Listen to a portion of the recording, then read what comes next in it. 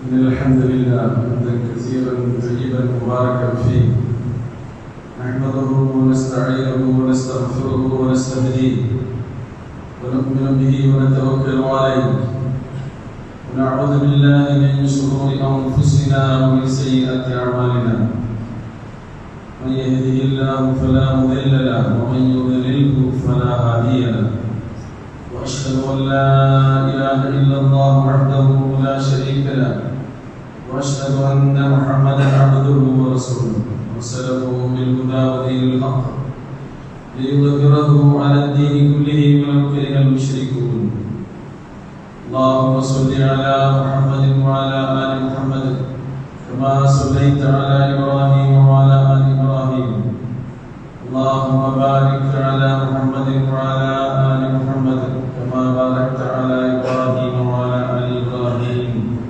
إنك حميد مجيد أما بعد فإن خير الحديث كتاب الله وخير الهدي هدي محمد صلى الله عليه وسلم وشر الأمور محدثاتها وكل محدثة بدعة وكل بدعة ضلالة يا أيها الذين آمنوا اتقوا الله وقولوا قولا سديدا يصلح لكم أعمالكم ويغفر لكم ذنوبكم ومن يطع الله ورسوله فقد فاز فوزا عظيما സ്നേഹബഹുമാനമുള്ള സഹോദരീ സഹോദരന്മാരെ, ജീവിതത്തിന്റെ എല്ലാ നിമിഷങ്ങളിലും അല്ലാഹു സുബ്ഹാനഹു വ തആല നമ്മുടെ കൂടെ ഉണ്ടെന്ന ബോധത്തോടുകൂടിയുള്ളവരായി ജീവിതം ചിട്ടപ്പെടുത്താൻ പരമാവധി പരിശ്രമിക്കണമെന്ന് ആദ്യമായി ഉണർത്തുകയും അല്ലാഹു നമ്മെ അനുഗ്രഹിക്കുമാറാകട്ടെ. അല്ലാഹുവിനെ നമ്മൾ എത്രയധികം ഓർക്കുന്നവോ അത്രയധികം അല്ലാഹു സുബ്ഹാനഹു വ തആല നമ്മെ ഓർക്കുകയും നമ്മെ സഹായിക്കുകയും ചെയ്യും. നിങ്ങൾ എന്നെ ഓർക്കുകയാണെങ്കിൽ ഞാൻ നിങ്ങളെയും ഓർക്കും, നിങ്ങൾ എന്നെ വിസ്മരിക്കുകയാണെങ്കിൽ ഞാൻ നിങ്ങളെ മറക്കും. അല്ലാഹു സുബ്ഹാനഹു വ തആല പറഞ്ഞതായി റസൂൽ കരീം സ്വല്ലല്ലാഹു അലൈഹി വസല്ലം പറയുന്നു, എന്റെ അടിമ എന്നെ കുറിച്ച് എങ്ങനെ വിചാരിക്കുന്നുവോ അതുപോലെയായിരിക്കും അവനോടുള്ള എന്റെ സമീപനം.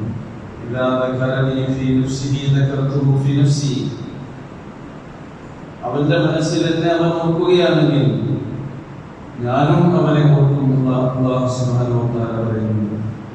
സഹോദരങ്ങളുടെ ജീവിതത്തിൽ എത്രമാത്രം നമ്മൾ തഖ്വ പുലർത്തുന്നുണ്ടോ അതിനനുസരിച്ചായിരിക്കും അല്ലാഹുവിന്റെ സഹായം നമ്മുടെ കൂടെ ഉണ്ടാകും. ഇന്നല്ലാഹ മഅല്ലദീന തഖൗ വല്ലദീന ഹും മുഹ്സിനൂൻ. നിശ്ചയമായും അല്ലാഹു ഭക്തിയോടുകൂടി ജീവിക്കുന്നവരുടെ കൂടെയായിരിക്കും, ഭക്തിയോടുകൂടി സുഹൃതങ്ങൾ ചെയ്യുന്നവരുടെ കൂടെയായിരിക്കും എന്നാണ് നമ്മെ ഉണർത്തിയിട്ടുള്ളത്.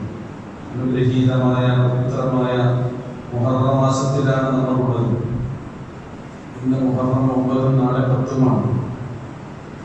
ഒരുപാട് ചരിത്ര സംഭവങ്ങൾ ഈ മാസത്തിൽ നടന്നത് ഇസ്ലാമിക ചരിത്രത്തിൽ നമുക്ക് വായിക്കാൻ കഴിയും. എന്നാൽ ചരിത്രങ്ങളിൽ ഏറ്റവും ശ്രദ്ധേയമായി പ്രാധാന്യം അർഹിക്കുന്നത് വിശുദ്ധ ഖുർആൻ നമുക്ക് പറഞ്ഞു തരുന്ന ചരിത്രമാണ്.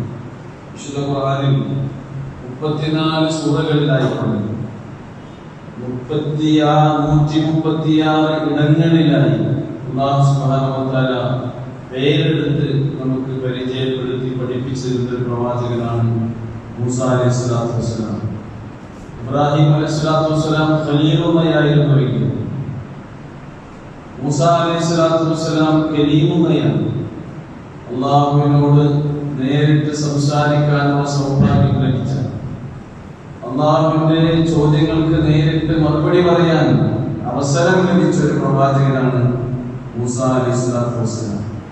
മാത്രമല്ല തന്റെ ശൈശവം മുതൽ ബാല്യവും യൗവനവും പ്രബോധന കാലഘട്ടവും തന്റെ ദൗത്യ നിർവഹണവും അങ്ങനെ സംഭവബഹുലമായ അവിടുത്തെ ചരിത്രത്തെ വളരെ വിശദമായി വിശുദ്ധ ഖുർആൻ നമുക്ക് പരിചയപ്പെടുത്തി തരുന്നു എന്നത് കലീമുല്ലാഹ് മൂസാ അലൈഹിസ്സലാത്തു വസ്സലാമിന്റെ ഒരു സവിശേഷതയായി നമുക്ക് മനസ്സിലാക്കാൻ കഴിയും. മൂസാ അലൈഹി സ്വലാത്തു വസ്സലാം ജനിക്കുന്ന കാലഘട്ടത്തിൽ അന്ന് ജനിക്കുന്ന ആൺകുട്ടികളെല്ലാം തന്നെ കൊന്നൊടുക്കാനുള്ള കൽപ്പന അന്ന് രാജ്യം ഭരിച്ചിരുന്ന ക്രൂരനും അഹങ്കാരിയും ഏകാധിപതിയുമായ ഫിർഔൻ നടപ്പിലാക്കിയിരുന്നു. പക്ഷെ അല്ലാഹു സുബ്ഹാനഹു വ തആല ആ കാലഘട്ടത്തിൽ തന്നെ ആ ഫിർഔനിന് എതിരിൽ തന്റെ ദൗത്യം നിർവഹിക്കാൻ ഒരു പ്രവാചകനെ ജനിപ്പിക്കുകയാണ് ചെയ്യുന്നത്. ആ കാലഘട്ടത്തിലാണ് മൂസാ അലൈഹി സ്വലാത്തു വസ്സലാം ജനിക്കുന്നത്. സ്വാഭാവികമായും മൂസാ നബി അലൈഹി സ്വലാത്തു വസ്സലാമയുടെ ഉമ്മക്ക് പേടിയുണ്ടായി. എപ്പോഴാണ് ഫിർഔനിന്റെ കിങ്കരന്മാർ വന്ന് തന്റെ കുഞ്ഞിനെ വകവരുത്തുക എന്ന പേടിയിൽ നിൽക്കുന്ന സന്ദർഭത്തിൽ മൂസാ അലൈഹി സ്വലാത്തു വസ്സലാമിന്റെ ഉമ്മക്ക് അല്ലാഹു ബോധനം നൽകി. إذ أوحينا إلى أمك ما يوحى أن اقذفيه في التابوت فاقذفيه في اليم فليلقه اليم بالساحل يأخذه عدو لي وعدو له وألقيت عليك محبة مني ولتصنع على عيني. سورة وحي. വിശുദ്ധ ഖുർആനിലെ ഈ വചനങ്ങളിലുള്ള കാര്യം അല്ലാഹു സുബ്ഹാനഹു വ തആല നമുക്ക് വിശദീകരിച്ചു തരികയാണ്. മൂസാ നബി അലൈഹി സ്വലാത്തു വസ്സലാമിന്റെ ഉമ്മയോട് മൂസാ അലൈഹി സ്വലാത്തു വസ്സലാം എന്ന ആ ചോര പൈതലിനെ ഒരു പെട്ടിയിലിടുവാനും ആ പെട്ടി നൈലിൽ ഒഴുക്കുവാനും വേണ്ടി കൽപ്പിക്കുകയാണ്. പക്ഷേ സുരക്ഷിതമായി ആ കുഞ്ഞ് ആ നദിയുടെ തീരത്ത് വന്നണയുകയും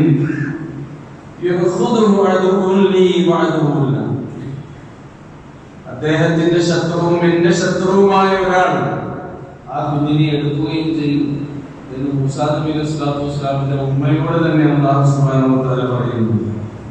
അങ്ങനെ സംഭവിക്കുന്നു.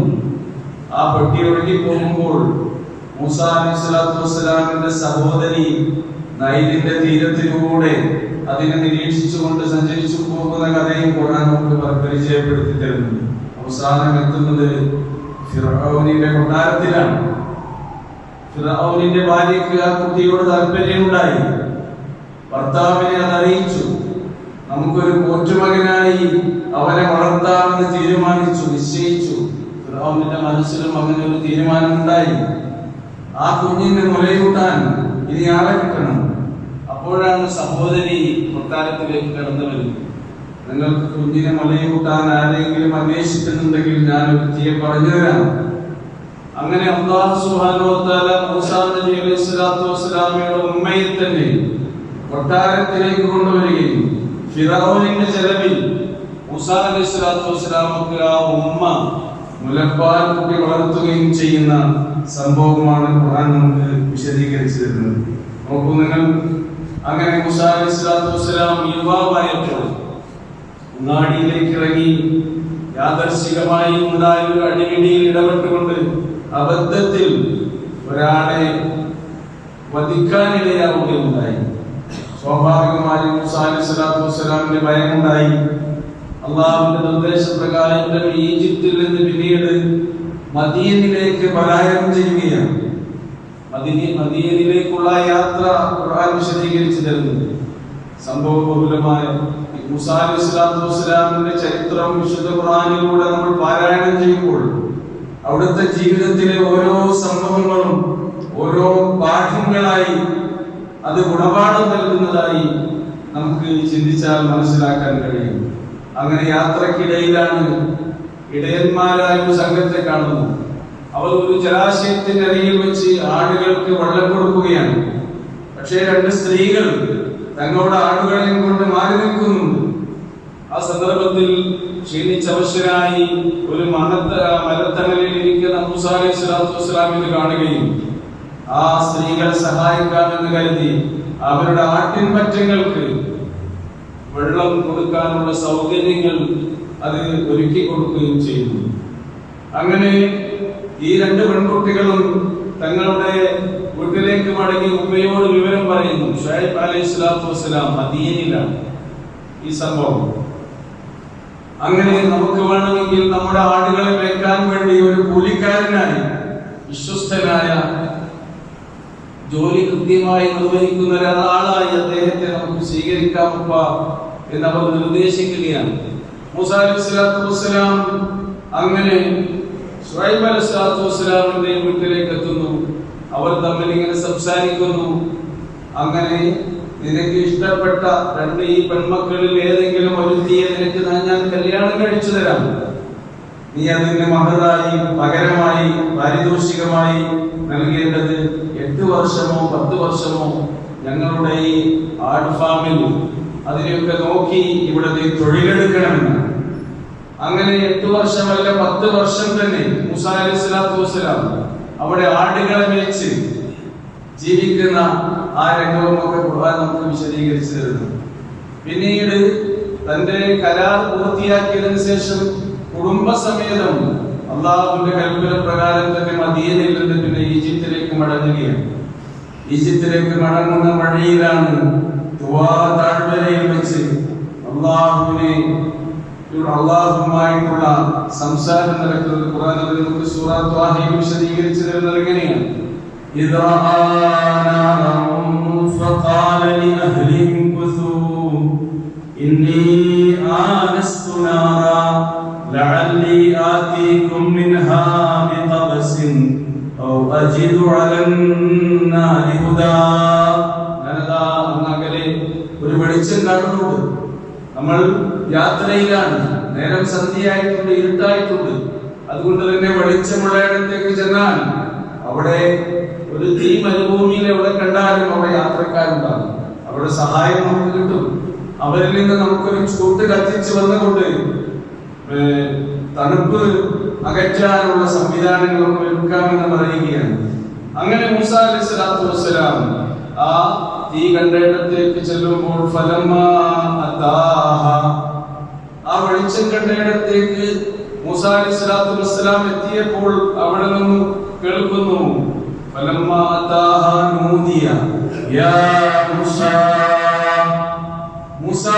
ഒരു വിളിയാണ്. അള്ളാഹു നേരിട്ട് മൂസാ അലൈഹിസ്സലാത്തു വസ്സലാമിനെ വിളിക്കുകയാണ്. മാത്രമല്ല നിശ്ചയം മൂസ, ഞാൻ നിന്റെ റബ്ബാണ്. നിന്റെ ചെരുപ്പുകളൊക്കെ അതുകൊണ്ട് നീ അഴിച്ചു വെക്കണം. നീ നിന്റെ റബ്ബുമായി സംസാരിക്കുകയാണ്. നീ പരിശുദ്ധമായ തുവാ താഴ്വരയിലാണ് ഇപ്പോൾ ഉള്ളത് എന്ന് അല്ലാഹു സുബ്ഹാനഹു വ തആല നേരിട്ട് പറയുകയാണ്. മാത്രമല്ല ഈ പ്രവാചകനായി തിരഞ്ഞെടുക്കുന്നത് നേരിട്ടാണ്.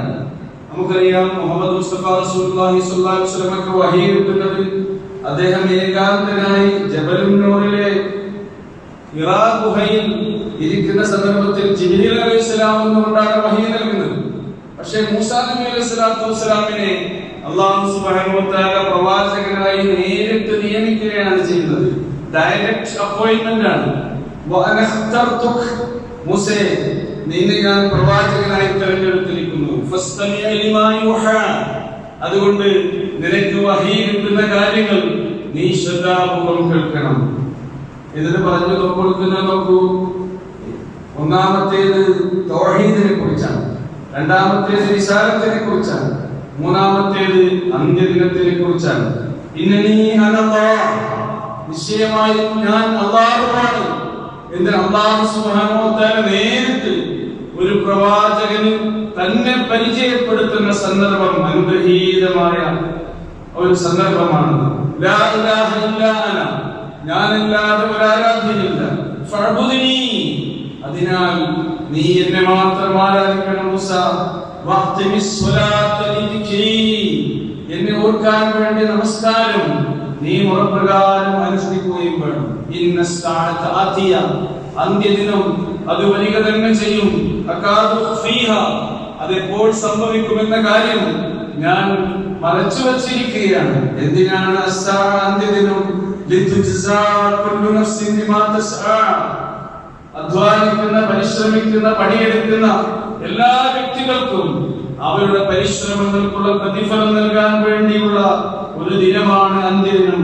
അതിനു വേണ്ടിയാകുന്നു ഞാൻ അത് എന്ന് നടക്കുമെന്ന് വ്യക്തമാക്കാതെ മറച്ചു വെച്ചിട്ടുള്ളത് എന്ന് ഈ ഈ വഹി മൂസാ അലൈഹിസ്സലാത്തു വസ്സലാമിന് അല്ലാഹു സുബ്ഹാനഹു വ തആല നൽകുകയാണ്. അതേപോലെ തന്നെ പ്രവാചകനായി നിയോഗിക്കുന്ന സന്ദർഭത്തിൽ താൻ ഒരു പ്രവാചകനാണ് എന്ന് ജനങ്ങൾക്ക് ബോധ്യപ്പെടുത്തുന്നതിന് വേണ്ടിയുള്ള മുഅ്ജിസത്തുകളും അടയാളങ്ങളും മൂസാ അലൈഹിസ്സലാത്തു വസ്സലാമക്ക് ഒപ്പം തന്നെ നൽകുന്നുണ്ട്.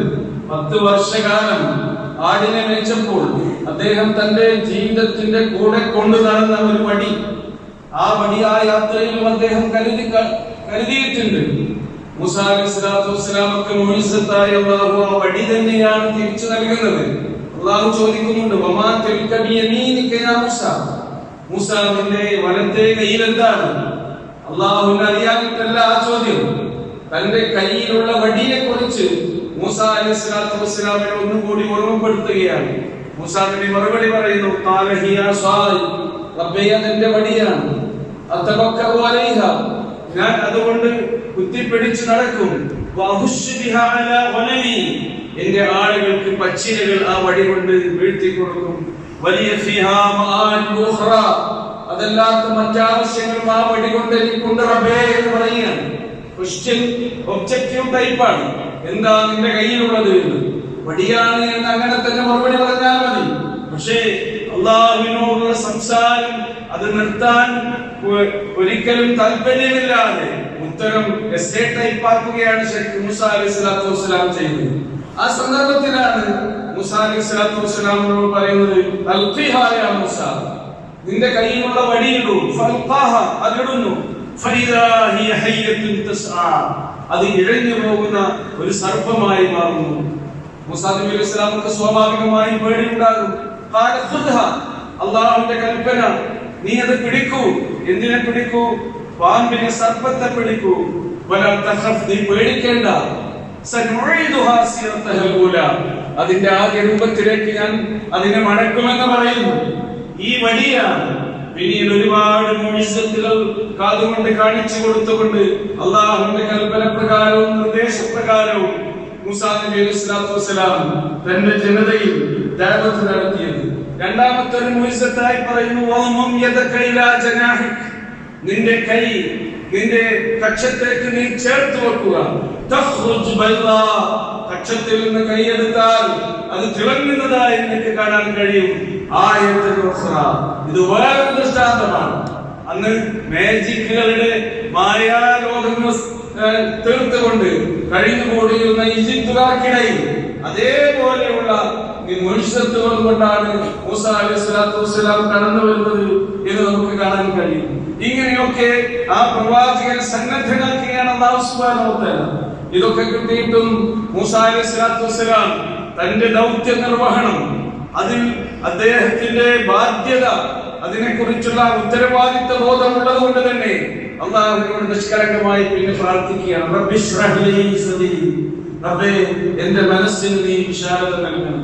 റബ്ബി ഇശ്റഹ് ലീ സദ്രി വയസ്സിർ ലീ അംരി, നീ എന്നെ ഏൽപ്പിച്ച ഈ ഉത്തരവാദിത്വം നിർവഹിക്കാൻ, അത് എളുപ്പമാക്കി തീർക്കാൻ നീ നിന്റെ സഹായവും നിന്റെ നസ്റും എനിക്ക് നൽകണം. വയസ്സിർ ലീ അംരി വഹ്ലുൽ ഉഖ്ദതം മിൻ ലിസാനി യഫ്ഖഹു ഖൗലി, ഞാൻ പറയുന്ന കാര്യം ജനങ്ങൾക്ക് മനസ്സിലാക്കാൻ വേണ്ടി എന്റെ നാവിലുള്ള കുരുക്ക്, എന്റെ വിക്ക് നീ അഴിച്ചു തരണം റബ്ബേ എന്ന് പ്രാർത്ഥിക്കുകയാണ്. അതേപോലെ തന്നെ വജ്അൽ ലീ വസീറൻ മിൻ അഹ്ലി ഹാറൂന അഖ്ശുദ് ബിഹി അസ്രി, എന്റെ കുടുംബത്തിൽപ്പെട്ട എന്റെ സഹോദരനായ ഹാറൂനിനെ എനിക്കൊരു സഹായിയായി നീ നിശ്ചയിച്ചു തരണമെന്നാണ്. നോക്കൂ നിങ്ങൾ, മൂസാ അലൈഹിസ്സലാത്തു വസ്സലാം ഈ ആവശ്യപ്പെട്ട എല്ലാ ആവശ്യങ്ങളും അല്ലാഹു സുബ്ഹാനഹു വ തആല ചെയ്തു കൊടുക്കുകയാണ്. അല്ലാഹു ആരെങ്കിലും പ്രവാചകനായി നിയമിക്കാനോ നിയോഗിക്കാനോ ഉദ്ദേശിക്കുകയാണെങ്കിൽ മനുഷ്യരിൽ നിന്ന് അവനാണ് ശരിക്കും പ്രവാചകന്മാരെ തിരഞ്ഞെടുക്കുക. ഏതെങ്കിലും ഒരു പ്രവാചകൻ പ്രാർത്ഥിച്ചതുകൊണ്ട്, ആവശ്യപ്പെട്ടുകൊണ്ട് ഏതെങ്കിലും ഒരു വ്യക്തിയെ അല്ലാഹു പ്രവാചകനായി നിയോഗിച്ചിട്ടുണ്ടെങ്കിൽ അത് മൂസാ അലൈഹിസ്സലാത്തു വസ്സലാമിന്റെ പ്രാർത്ഥന കൊണ്ട് തന്റെ സഹോദരനായ ഹാറൂൻ അലൈഹിസ്സലാത്തു വസ്സലാമിനെ മാത്രമാണ്. 1,24,000-ൽ പരം പ്രവാചകന്മാർ ഈ ലോകത്താഗതരായിട്ടുണ്ടെങ്കിൽ ഈ രണ്ട് പ്രവാചക സഹോദരങ്ങൾക്ക് ഈ ഒരു സൗഭാഗ്യം കൂടി അല്ലാഹു സുബ്ഹാനഹു വ തആല നൽകിയിട്ടുണ്ട് എന്ന് വിശുദ്ധ ഖുർആനിന്റെ ആയത്തുകളിലൂടെ നമുക്ക് മനസ്സിലാക്കാൻ കഴിയും. എന്നിട്ട് അവരോട് പറയുന്നത് ഞാൻ തന്ന ദൃഷ്ടാന്തങ്ങളുമായി നീയും നിന്റെ സഹോദരനും നീ പോകണം ഫിറഔന്റെ അരികിലേക്ക്. എന്നെ സ്മരിക്കുന്നതിൽ ഒരിക്കലും നിങ്ങൾ രണ്ടുപേരും വീഴ്ച വരുത്തരുത് എന്നാണ്. എങ്ങനെയാണ് അള്ളാഹുവിനെ സ്മരിക്കുന്നതിൽ നിന്ന് ഓർക്കുന്നതിൽ നിന്ന് ആ രണ്ട് പ്രവാചകന്മാർക്കും വീഴ്ച വരുത്താൻ കഴിയുക? കാരണം ആ പ്രാർത്ഥനയിൽ അവർ തന്നെ പറഞ്ഞിട്ടുണ്ട്,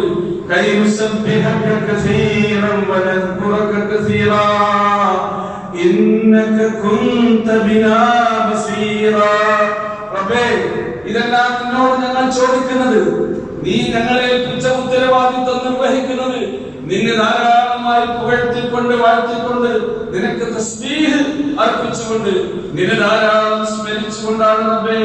ഇന്നക കുന്ത ബിനാ ബസീറ, നീ ഞങ്ങളെയൊക്കെ കാണുന്നവനാണല്ലോ എന്നവർ പറയുന്നത്. അവരോട് രണ്ടുപേരോടും ഇദ്ഹബാ ഇലാ ഫിർഔന ഇന്നഹു തഗാ ഫഖൂലാ ലഹു ഖൗലൻ ലയ്യിനൻ ലഅല്ലഹു യതദക്കറു ഔ യഖ്ശാ. നിങ്ങൾ രണ്ടുപേരും പോകണം സ്വച്ഛാധിപതിയായ ക്രൂരനായ ആ ഫിർഔനിന്റെ അഹങ്കാരിയായ ഫിർഔനിന്റെ അരികിലേക്ക്. കാരണം അവനെ കുറിച്ച് തന്നെ പരിചയപ്പെടുത്തുന്നത് എന്താണെന്നോ, അന റബ്ബുകുമുൽ അഅല, ഞാനാകുന്നു നിങ്ങളുടെ പരമോന്നതനായ റബ്ബ് എന്നാണ് റുബൂബിയത്ത് അവൻ വാദിക്കുന്നത്. മാത്രമല്ല ഞാനല്ലാതെ നിങ്ങൾക്ക് വേറൊരു ദൈവമില്ല, ഞാൻ നിങ്ങളുടെ റബ്ബാണ്, ഞാൻ നിങ്ങളുടെ ഇലാഹാണ് എന്ന് വാദിക്കുന്ന ഫിറഔന്റെ അരികിലേക്കാണ് ഈ രണ്ട് പ്രവാചകന്മാർ പോകുന്നത്. എന്നിട്ട് അല്ലാഹു സുബ്ഹാനഹു വ തആല ഈ പ്രവാചകന്മാരോട് പറയുന്നത് എന്താണെന്നോ, നിങ്ങൾ അവരോട് സൗമ്യമായി സംസാരിക്കണം. അല്ലാഹുവിന് നേരത്തെ അറിയാം എന്താണ് സംഭവിക്കാനിരിക്കുന്നത് എന്ന്. ഈ ഫിറഔനെ വിശ്വസിക്കുമോ ഇല്ലയോ എന്ന് അല്ലാഹുവിന് അറിയാം. അതുകൊണ്ടൊന്നും പറയണ്ട എന്നല്ലോ. ഈ പ്രവാചകന്മാർ അവരുടെ ദൗത്യം നിർവഹിക്കണം, വിശ്വാസികൾ അവരുടെ ദൗത്യം നിർവഹിക്കണം. വരാനിരിക്കുന്നത് അല്ലാഹു നിശ്ചയിച്ചതുപോലെ നടക്കുമെന്നുള്ളതാണ്.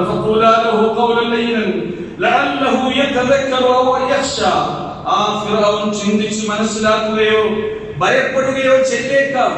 നിങ്ങൾ പോയി നിങ്ങളുടെ ദൗത്യം നിർവഹിക്കൂ, നിങ്ങളൊന്ന് പരിശ്രമിച്ചു നോക്കൂ, ഈ ശ്രമത്തിൽ നിന്ന് നിങ്ങൾ പിന്മാറരുത് എന്നാണ്. പിന്നീട് വിശുദ്ധ ഖുർആൻ വർഷങ്ങളോളം നീണ്ട സംഭവ ബഹുലമായ മൂസാ അലൈഹിസ്സലാത്തു വസ്സലാമിന്റെ ദൗത്യ നിർവഹണ പ്രവർത്തനങ്ങൾ അത് വിശദീകരിച്ചു തരുന്നുണ്ട്. പിന്നീട് ഖുർആൻ ഫിറഔൻ മൂസാ നബി അലൈഹിസ്സലാത്തു വസ്സലാമയെയും അനുയായികളെയും കഥ കഴിക്കാൻ വേണ്ടി തീരുമാനിച്ച ആ സംഭവവും അങ്ങനെ ഉണ്ടായ കാര്യങ്ങളുമാണ് നമുക്ക് വിശദീകരിച്ചു തരുന്നത്. ഖുർആൻ അതിനെ കുറിച്ച് പറയുന്നുണ്ട്,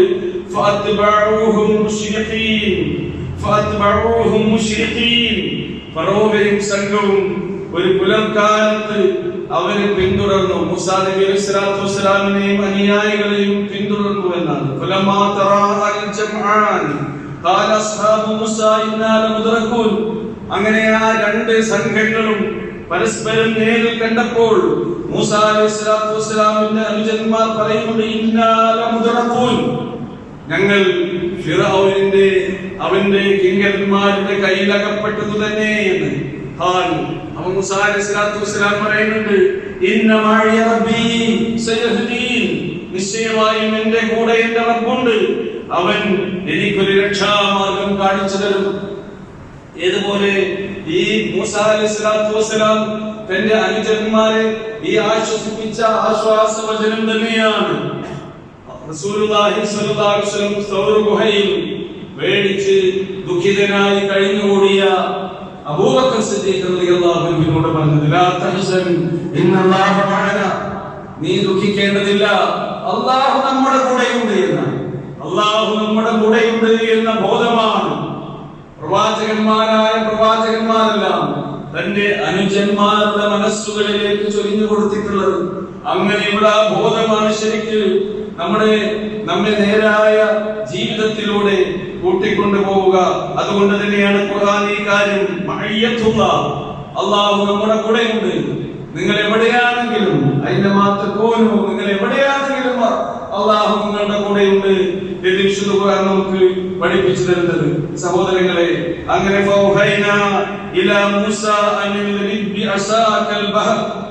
ഈ സന്ദർഭത്തിൽ മൂസ അലൈഹിസ്സലാത്തു വസ്സലാം തന്റെ അനുജന്മാരോടൊത്ത് കടൽക്കരയിൽ നിൽക്കുമ്പോൾ ഫിറഔന്റെ സൈന്യം അവരുടെ പിന്നാലെ വരുന്ന സന്ദർഭത്തിൽ അല്ലാഹു മൂസ അലൈഹിസ്സലാത്തു വസ്സലാമിനോട് കൽപ്പിച്ചു, താങ്കളുടെ കയ്യിലുള്ള വടി കൊണ്ട് കടലിനെ അടിക്കുക.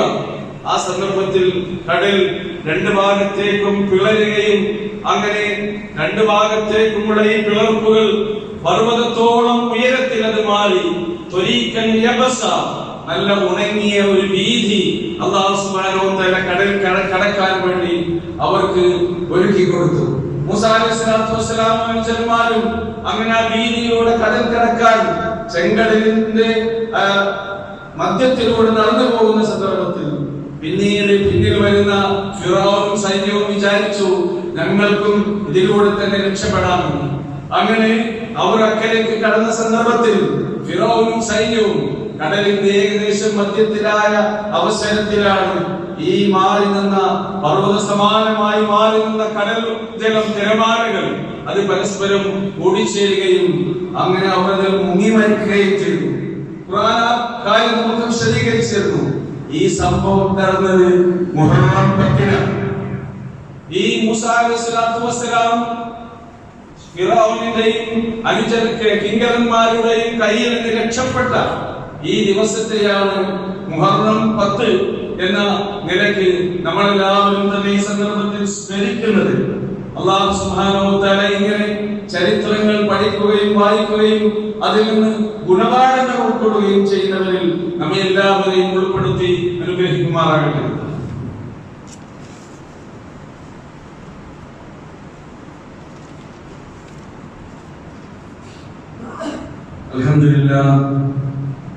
അൽഹംദുലില്ലാഹി നഹ്മദുഹു വനസ്തഈനുഹു വനു'മിനു ബിഹി വനതവക്കലു അലൈഹി വനഊദു ബില്ലാഹി മിൻ ശുറൂരി അൻഫുസിനാ വമിൻ സയ്യിആതി അഅ്മാലിനാ. യാ അയ്യുഹല്ലദീന ആമനൂ തഖുല്ലാഹ ഹഖ്ക തുഖാതിഹി വലാ തമൂതുന്ന ഇല്ലാ വഅൻതും മുസ്ലിമൂൻ. പ്രിയമുള്ള സഹോദരി സഹോദരന്മാരെ, അല്ലാഹുവിന്റെ വിധിവിലക്കുകൾ ജീവിതത്തിൽ ഓർക്കണമെന്നും അല്ലാഹുവിന്റെ നിയമനിർദ്ദേശങ്ങൾ കഴിയുന്നത്ര നടപ്പിലാക്കാൻ പരിശ്രമിക്കണമെന്നും ഒരിക്കൽ കൂടി ഉണർത്തുന്നു. അല്ലാഹുവേ, ഞങ്ങൾക്ക് അതിന് നീ തൗഫീഖ് നൽകി അനുഗ്രഹിക്കണം. നാളെ ജൂലൈ 5 ശനിയാഴ്ച മുഹറം മാസം 10-ാം ദിവസമാണ് ആശൂറ ദിവസത്തെ കുറിച്ച് റസൂൽ കരീം സല്ലല്ലാഹു അലൈഹി വസല്ലമയോട് ചോദിച്ച ഒരു വചനം ഹദീസുകളിൽ സഹീഹായി റിപ്പോർട്ട് ചെയ്തിട്ടുണ്ട്.